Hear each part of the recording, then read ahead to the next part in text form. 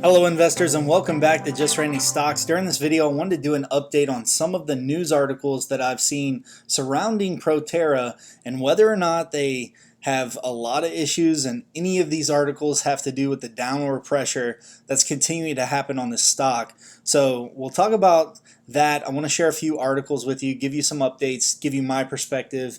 Hopefully we can resolve some of the misinformation that's out there. Also at the end of the video I want to talk about price targets for Monday and next week. So there's 4 takeaways in this video and I want to tell you about those first. So no one has ever done a large-scale fleet conversion. Number 2, the buses are expensive, upwards of almost $1 million, $700,000, about $250,000 different than the competitor. Number 3, potentially the legacy buses could be branded as new problems. And number 4, is the company customer-centric enough as far as how long it takes to develop a product from beginning to end? 12 to 18 months in the US for their manufacturing facilities, where China, our competitors, are doing it within 30 days. And then resolving customer complaints or customer issues. So let's go ahead and get straight into the video. The SEPTA, or Southeastern Pennsylvania Transportation Authority, and then we have Y, or PBS. This is a news, radio broadcast, podcast, TV, arts, events, education.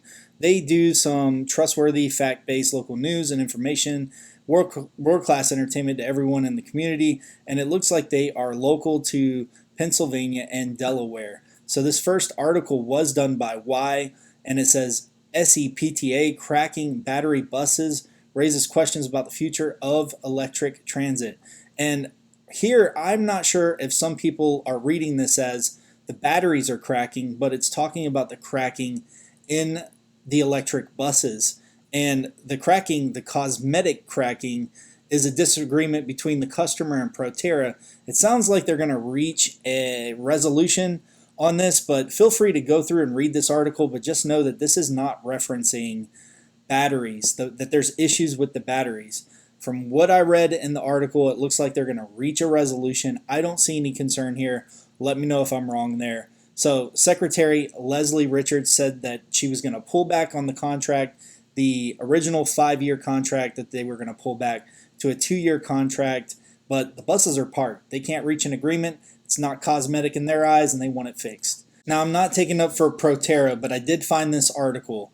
FBI investigating SEPTA over embezzlement scheme, and it sounds pretty serious, and I don't know that they have finished this or if it actually happened, but it said that some sources believe that there was a string of transit agency facility managers who colluded with outside vendors to fabricate fraudulent supply and repair invoices. The invoices were paid using SEPTA office credit cards by the requested service or merchants and never were fulfilled. Managers and vendors are said to have pocketed the leftover proceeds, and it just puts into question the team. And was there a replacement? Did Leslie Richards come in to clean house after this FBI investigation?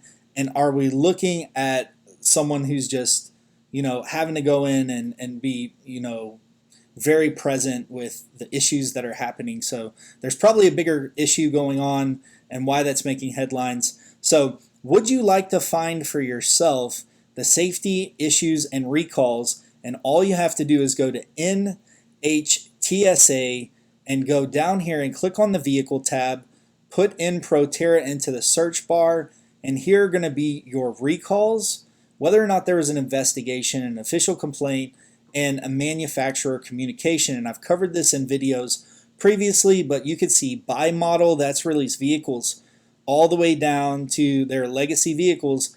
And you'll notice as we get to these last 2 more current vehicles that we've probably got less defects, but in these older legacy models, you're seeing more manufacturer communications as they work through some of these issues. I want to make sure that you remember where your SEC filings are so you can look at their financials, but make sure you go to financials. You can select this And I wanted to make sure we did not forget that warrants will become exercisable for our common stocks, which, if exercised, would increase the number of shares eligible for future resale into the public market and result in dilution to our stockholders. So on September 25th of 2021, and I believe some people were saying around September 21st, is when you really need to watch. I know some of these huge adjustments to the stock price have really shocked investors, and potentially it could be a good opportunity when this recovers with some of the infrastructure news. You could buy a put potentially once this gets up to if it reaches back to the $17 range, because if it goes up if it revisits those resistance lines, you could potentially profit on this going back down. So another article, Philadelphia's Proterra fleet in complete shambles. If you scroll down here, more than 24 electric Proterra buses first unveiled by the city in Philadelphia in 2016 are already out of operation. According to the investigation by Y, the entire fleet of Proterra buses was removed from the roads due to both structural and logistical problems. The weight of the powerful battery was cracking the vehicle's chassis, and this is what I'm here to tell you, that it wasn't agreed that it was actually cracking. It was cracking the paint. It was cosmetic versus actual breaking the chassis. But due to the disagreement, they decided to pull them off of the road. Now, the other allegation here is that there was 1.5 million. So the city ordered from Proterra 1.5 million in 2018 and still have not been delivered over the past 5 days.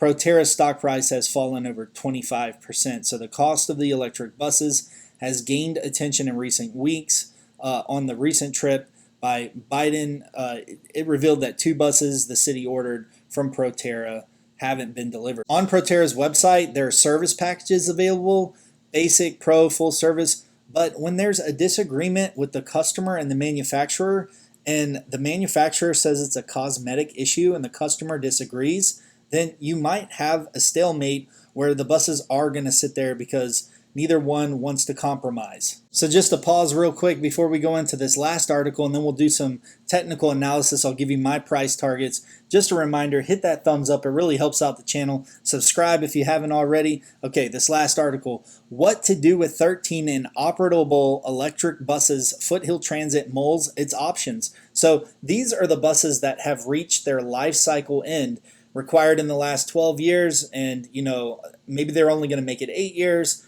They're having trouble getting parts, and what are they supposed to do at this point? So what it's talking about is they were an early adopter, and now that they're getting at the end of their life cycle, what makes most financial sense for them to replace these buses that have ended their life cycle? So the life cycle was originally supposed to be 12 years. They adopted these. They were an early adopter and got these very old models in 2010, and they've went about 8 years, I would say. And 2019, they found that they were too costly to repair and to put back into service. So they're looking into some options with legislation on what they can do. Down here it says the agency is also considering asking for congressional legislation that will lower the lifetime from 12 years to 10 or 8 of all electric buses funded by federal state dollars. The third option is to ask the FTA to grant an exception on the lifetime requirements for the buses without penalties. So it looks like they've just got to work through some of these issues. So like I was saying before, on point number 1, no one's ever replaced an entire fleet with new technology like this, so we're going to have to work through some of these issues. Does it mean Proterra is a stock to completely dismiss? I'm not saying that. So I think that it's still a good company, but you can make your own determination, and let me know what your thoughts are in the comments below. So the last thing I want to do is I want to look at the charts. So what I've said in the past is if it doesn't maintain these support levels, if it busts through support critical levels, the first one that I mentioned was 1330. It busted through that. As it busts through these levels, just continue to let it fall. I don't see any obvious candlestick action that really tells me that there is anything to draw my attention to want me to buy this to average down. So I know when I said, if it falls through 1187, then the next point you're going to want to wait for is like 1056, I think is what I mentioned in my previous video. I've got it marked here on the chart, so let's just take a look. So if I scroll this up, I went back to it's 1059. So 1059 it's below $10. It's below $11 right now. So it's at 1093. I think you're going to see one of two things happen. It's either going to come down here and find support, and it's going to go back up in the $10 range.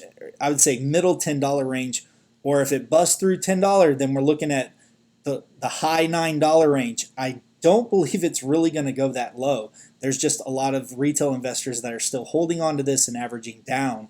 So, I could be wrong, but let's wait and see what happens on Monday. So that's all I have for this video. Thank you for watching all the way to the end. Just another reminder, be sure to like and subscribe, and I'll see you in the next one.